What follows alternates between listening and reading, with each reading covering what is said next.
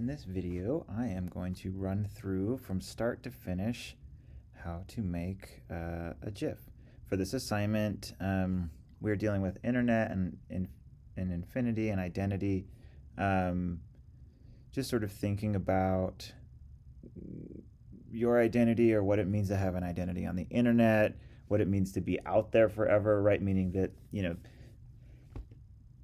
a GIF just basically runs constantly on the internet unless something interferes with it. And so how does that intersect with your idea of who you are, and how is it informed who you are? And then furthermore, how can you use these tools to sort of push back against them or make us think more critically about them? Okay. And I'll sort of go through my rationale with this when we get into the actual clips, but I wanted to read over the assignment really quickly just so we're on the same page here as we begin. And just before we begin, this is going to be a little bit longer video. Again, it'll probably be like 20 minutes. I'm trying to keep it around that time frame.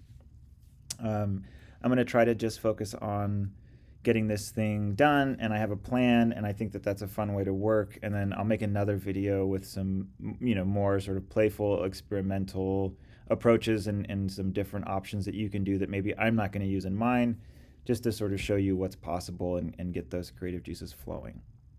So for this assignment, you need to get some material, some clips, right? Some source things. This can come from a variety of ways. You need at least 3 individual parts. That doesn't mean that they have to be different parts. You can use the same part. Like this is one part, this is one part, this is one part. And you can use them in a smart and interesting way. I just don't want these to be like single GIFs. This is not a GIF making class so much, or it's not an animation class. What I'm interested in is the way that these things, these components, interact with each other and create meaning. Okay.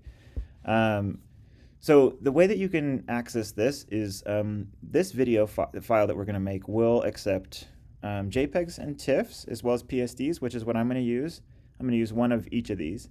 It can use a video that you've recorded, like a personal video that you've done on your phone, or with a camera that's, your original footage. You can use appropriated video footage. You can steal GIFs from the internet. You can appropriate things from elsewhere. But those are sort of the common places to get this information from for this, okay? And I'm going to show you just really quickly in a minute when I show you all my clips how I've done this and how I've organized it.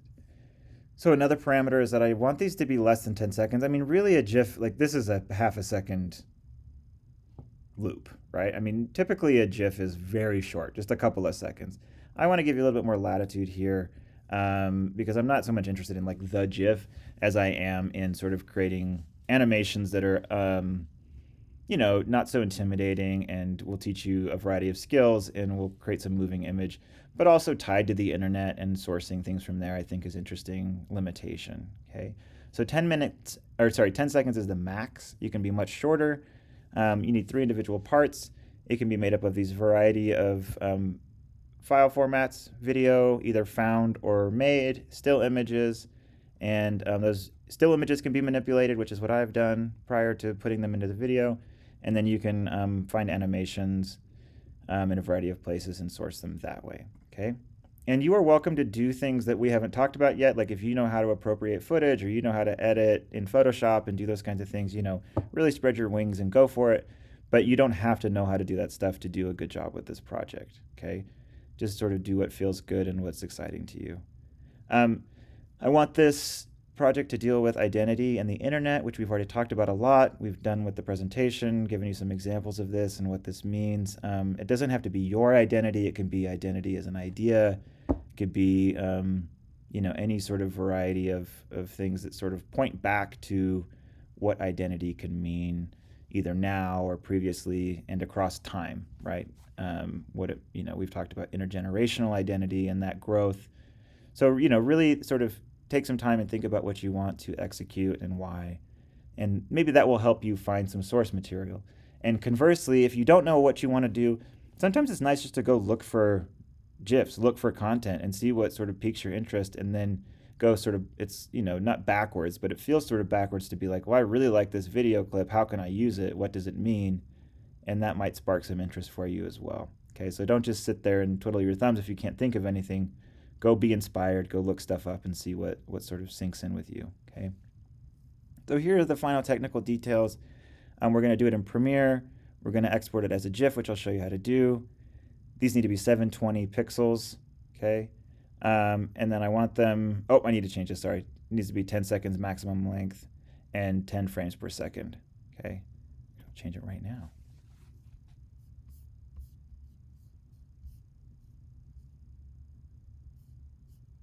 Where did it go? All right. Okay. Now we're in business. And then lastly, we need these submitted through Canvas by including the GIF. You can either embed it or put the link to the file in there. I'll show you how to do that. And then you need to also load it to YouTube by creating an MP4 file. So you're going to have two different exports for this assignment. And one is going to be a GIF and the other one is an MP4. And I'll show you how to do both of those at the end of the assignment, or at the end of my work. Lastly, you need to make sure that you do your project statement. This is not an artist statement. This is just simply an accounting. There's a description of this in the syllabus. This is just simply an accounting of the process and the choices you made and why, okay? It's okay if this feels a little dry, or if it feels really personal, that's fine too. I really just want you to sort of go back and trace your steps of how you ended up where you ended up and why, and sort of how you feel about it, okay? So without further ado, let's hop over into Premiere. So hopefully you can hear that jet in the background, which is lovely. I'm going to go ahead and import some media into here. And I have already made a plan, okay, which I think is important to sort of recognize, is that I'm not just going into this with a bunch of different footage like I did in the previous one, where I'm just sort of like freewheeling and experimenting and going around. I sort of have an idea of what I want to do and why I want to do it. And so because of that, I've organized and sourced some footage already for this project. This is a photograph that I took for a project a few years ago, and I decided that I wanted to sort of re-evaluate it and reapproach it for this GIF assignment. So this is a cutout picture of John Wayne that I went out and put in the desert. And then what I did is I went into Photoshop and made some adjustments to make this a transparent background through here, okay? It's a little mask, basically. This is my GIF that I'm going to use. So I'm going to use a variety of source material. This is a PSD still image. This is an animated GIF that I stole from the internet. And if you don't know how to do that, it's very simple. So here, let's hop back into this. So I quite literally just went to Google and I typed in eyeball GIF, and then I went like this, and I right-clicked on it, and I saved image as, and then I saved it into this file, okay? So this is nice if you're worried about stealing and plagiarism and all that. If you're an artist, you get that artistic license of freedom of speech, and you can use this stuff and appropriate it, and it becomes something different. If you're a designer, the rules are a little bit different, but for the purposes of this assignment, we're making art. So don't feel nervous about it. Just go ahead and search what you want to use and see if there's something out there. The chances are that by the time you put it into your file, which is the true case in my video, in my animation, it's going to be different than it was originally, and you're just sort of using it as a material, and then it's getting manipulated. This one is really weird and gross. So, there's a lot of stuff out there, and people have made these already, and so you don't need to reinvent the wheel, or reinvent the eye, as it were. And you can sort of just source this stuff and then appropriate it, is the word we use in art, and make it something new. Okay, so don't be afraid to do that. The internet is a really valuable, amazing resource, and there's a lot of stuff out there for you to use. And you can see how different this video would look if I use this eye versus a drawn eye versus the one that I chose to use here. Okay, so here I am in Premiere. And I'm going to go ahead, and then I have this video footage that I took a long time ago, in 2015 actually, of some water. I'm not going to preview it here. You'll see it in just a second, because I don't want to bog down the recording. But you can see here I have a PSD still image, a GIF, and an MOV file. So I'm going to go ahead and Command-click to pull all of these into my media browser.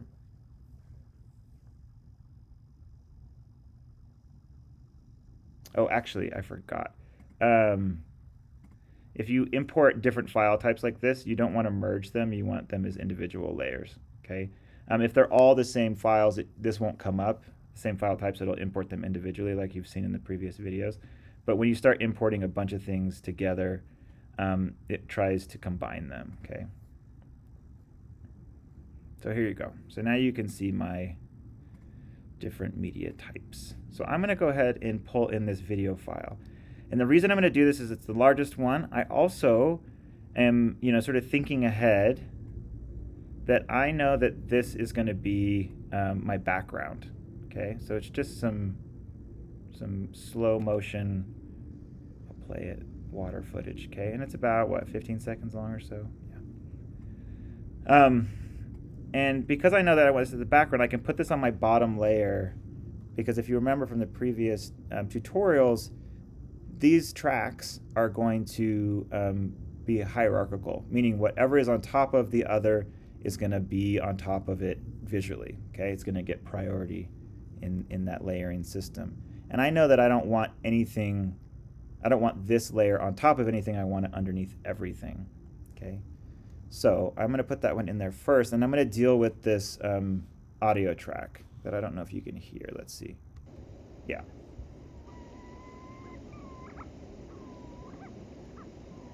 So it's a nice audio track with some loons and things and some wind blowing, but we don't need audio, nor actually can we have audio for a GIF, because that's the nature of what that file is it's a non-audio file, a video animation only. So I'm going to unlink this. So if you remember from our tutorial, I'm going to click on it, I'm going to right click, and I'm going to go up to unlink. So control click, unlink. Now they're separate, and I'm going to delete that thing out of there. Okay. I've noticed on this footage, like in the cloud footage, there's a little bit of a black gap through here that I don't want, because I want this just to be straight water. So I'm going to go into my cut tool by hitting C. I'm just going to sort of arbitrarily click a spot, push V, which goes to my selection tool, delete that out. And so now I've just got a straight start of water footage. Okay. And so this footage is about 14 seconds long still. I'm going to shorten it up to 10 seconds just so I know. I don't think this clip is going to be a full 10 seconds, but I don't want it to be more than that. So now I have sort of a rough, frame to put all the other stuff in so that I know that it's within the assignment parameters and it's not getting too long. Because it's always a bummer when you do a bunch of work and then you're like, oh no, I have to edit this all back down now because it's outside the parameters of either the project for a client or for, in our case, this assignment. Okay. So there's our footage. Next, what I want to do is I am going to put this photo in up top here. Okay. And so you can see that this photo is massive compared to the aspect ratio of this video footage and this defaulted aspect ratio for this video. Okay, and I want to scale it down. So the way that you do that is you have to select the layer, the clip that you want to make the adjustments to, and then over here in our effects control panel, you'll remember that we can adjust our scale this way. So now we've got this file through here. Okay, which looks pretty cool. And so you can see that I cut out these little holes and masks in Photoshop by creating a translucent background, and it's operating like a mask, which looks pretty fun. Okay, I kind of like these edges. I think it looks really nice and cool, but it sort of demystifies everything, right? It sort of makes the layers apparent, and I don't love that. So what I want to do first is I want to crop these in, similar to the way that we did this with the cloud video. I'm going to crop left and right so that it matches the aspect ratio of this photograph. The way that I need to do that is I need to go up to Video Effects and Transform and Crop. And when I want to crop a certain clip, I just click and drag it on there, and then it appears over here some tools so that I can control it a little more precisely.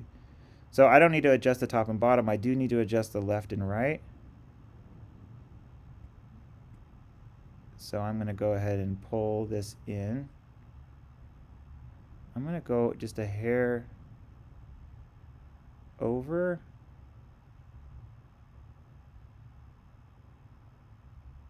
So that I don't get any bleed out on the edges. Okay, so we're at 29.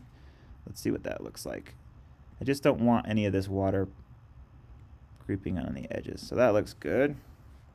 I don't mind it if it's there. I think I'm okay with it if it shows up, but I'm going to try to avoid it if possible.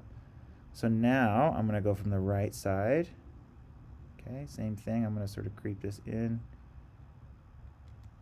And that looks good. Okay, so now I've got this video footage where I've cropped in the edges. I've layered this still photo over this more active water photo or video, which is really nice. Liking it so far.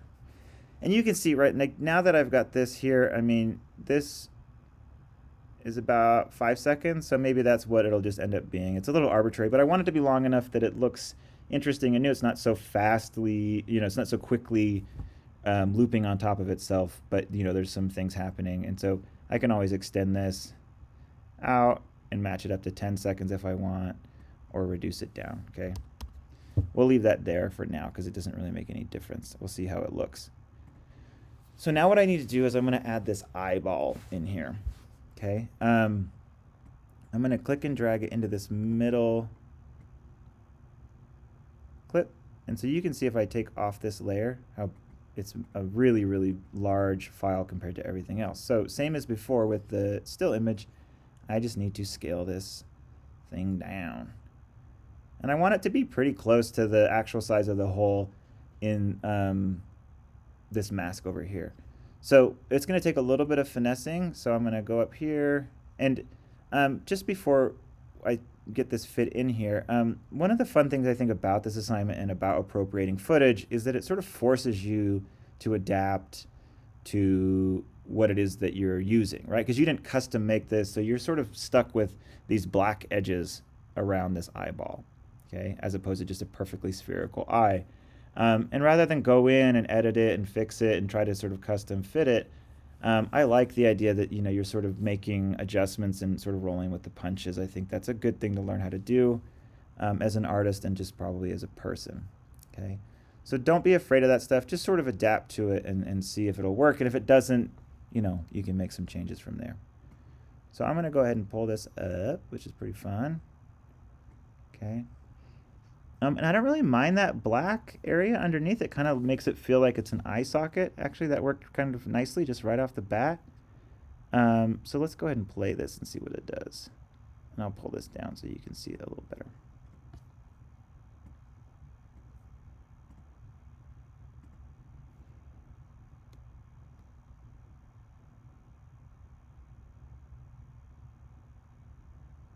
Okay, so now you can see that this eye footage is longer than the mask footage, and so now we've got this eye sort of suspending out in the water, which is cool. But I think it does illustrate the layering process of this video, which is hopefully pretty informative. So it looks pretty good. I like it. So now I've got this problem, which is that I need to add the other eyeball. Okay, I'm going to reduce this down just a little bit. All right. So it looks good. I like this little black spot underneath it. I really think it adds some depth. It's a nice little happenstance. And so what I need to do now is I need to add another layer, another track, sorry. And I need to add it in between these two layers here. Because if I put another eyeball, I want to put another eyeball in here. If I put it next to this, it's just going to play alternating eyeballs, which might be cool, right? Like this one would turn off and this one would turn on.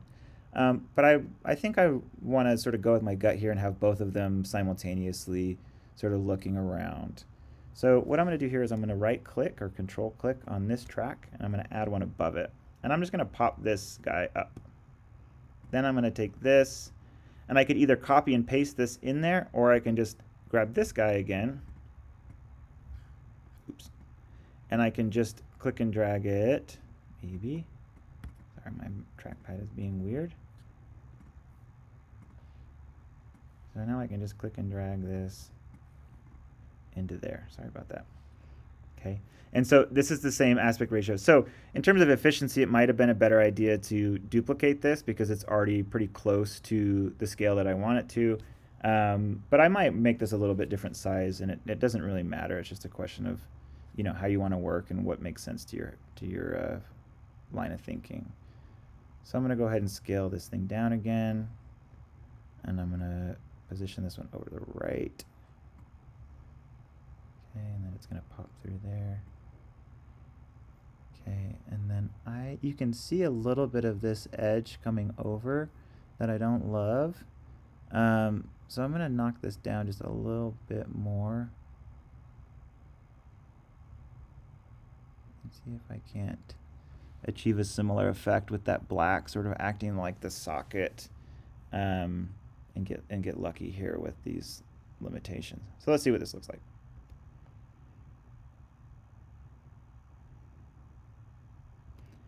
So because, it looks pretty good. So because these two video GIF files are the same, the eyeballs are tracking at the same rate, right? They're kind of following each other like you would.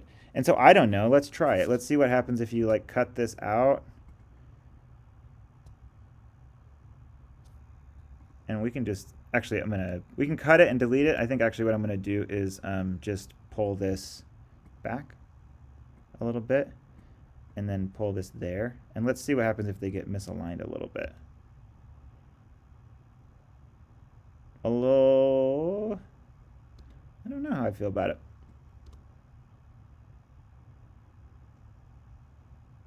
I don't like it as much. It's fun, but it's a little too goofy.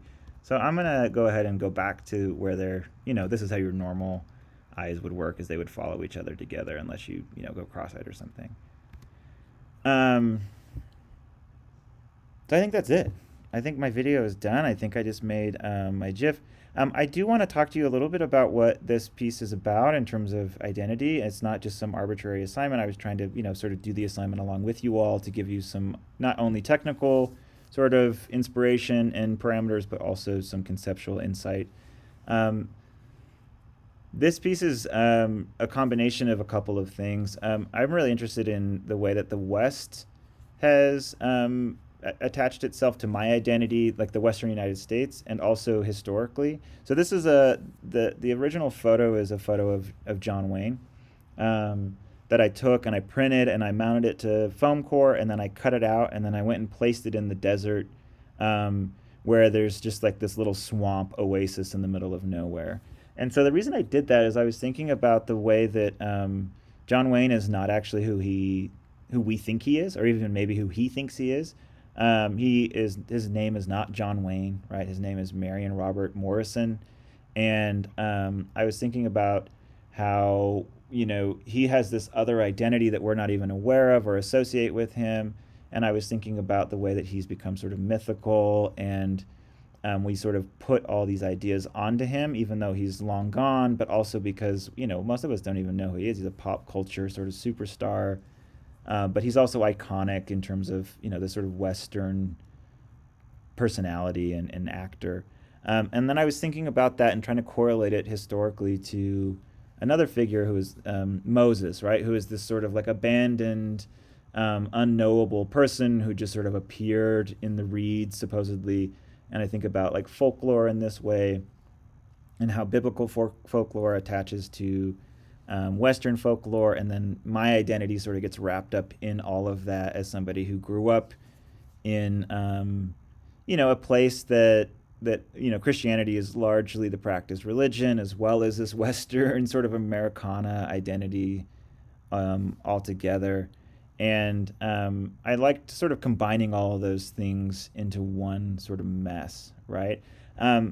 And so by doing that and combining it with this water, which sort of is seen through this mask and these eyeballs in this GIF, you sort of get to animate and recreate these long lost and dead characters and give them new life and sort of make them into new characters through a much more contemporary mean, right? Which is the GIF. And so you're sort of taking these things that never existed in this more contemporary culture and seeing what they would look like and sort of resurrecting them, for lack of a better word, into our current society and current contemporaneous world. Okay, so that's the concept. And I think, hopefully that makes sense in terms of the scope of the assignment. What I'm going to do now to finish this up, without further ado, is I am just going to, I think, this is like 5 seconds. That looks so fun. At 5 seconds, I'm just going to chop this thing. Okay, so I'm going to select all these, and I'm going to hit Command K, and it's going to give me a nice little chop right at the end, and I don't need any transitions. So here's the total clip.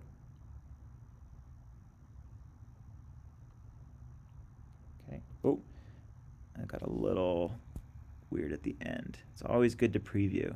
Okay. So yeah, it's kind of weird because we lose everything except for the image, and you can see where it's up there. So I'm actually going to go, oops. We'll chop it a little bit further in. Okay, I'm just going to go like this. Now let's try it out at the end. Okay, so that's what I want it to be. So it's about 4.5 seconds now. All right, so now we're going to export this thing as a GIF.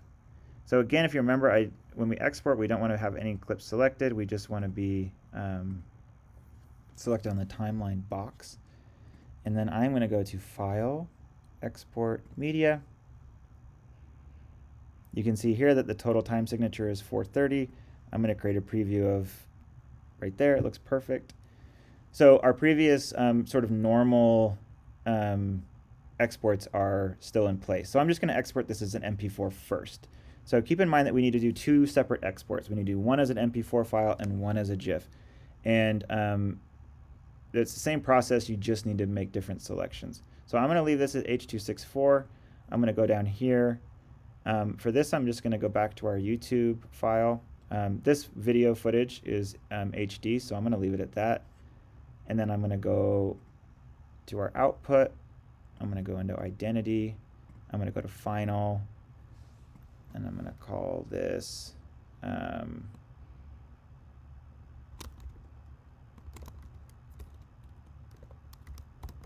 1. I made some other versions of this as I was testing this out. That's why they're in there. So I'll call this Levi Final MP4 file, save. Everything looks good through here. 1920. Our frame rate is at 60. I'm going to knock this down to 30. There's no reason for it to be at 60. That's a much more normal frame rate. Okay. And you can see it's a pretty small file. It's only 9 megs. And then I'm going to hit wait. Oh, I see. Sorry, when you do this, it's going to overwrite all this. So just whatever this defaults to. Sorry, I've never used this YouTube default thing. I normally just control it all independently. But we'll just trust that the YouTube presets are correct. It's 60 frames per second, which is wild. This thing is not going to have that many frames, but it's just going to sort of make them up, which is fine. So we'll go ahead and trust that. And then we'll hit export.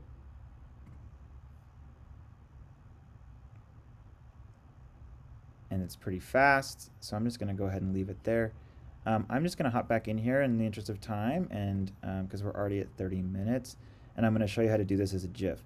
So it's 4 seconds. I'm going to pop that back, double check all that, and then all I'm going to do for this one has a little more specificity to it, so make sure you're paying attention for this. So I'm going to go to animated GIF. The preset is defaulted. It's the only one you can do. I'm going to change this to Levi Final, and I can call it the same thing because it's going to have a different file format. So this is an MP4 and this one's going to be a GIF. Okay. And then I'm going to go down here into the video settings. I'm going to drop this down. I'm partly doing this because it doesn't really matter with a GIF if the quality is super high. I also, maybe I'll leave it at like 85. It's also just going to reduce the quality so that it plays more smoothly and efficiently through the loop. Okay, so if it's at 100, sometimes there's so much information that on some computers or with some people's internet speeds, it has a hard time. I'm also going to come back down through here, and I'm going to change the frame rate. Most GIFs are not 50. They're not even 25. Most GIFs are somewhere between 10 and 20 frames per second. And you can sort of see which makes sense and looks best with your video. I'll do 10, and that's what the assignment parameter specifies, is 10 frames per second. Okay. And then after that, I am ready to export. It's going in the right spot, I think. Let's double check. Yep. So it's going in the right spot. We'll just go ahead and hit export.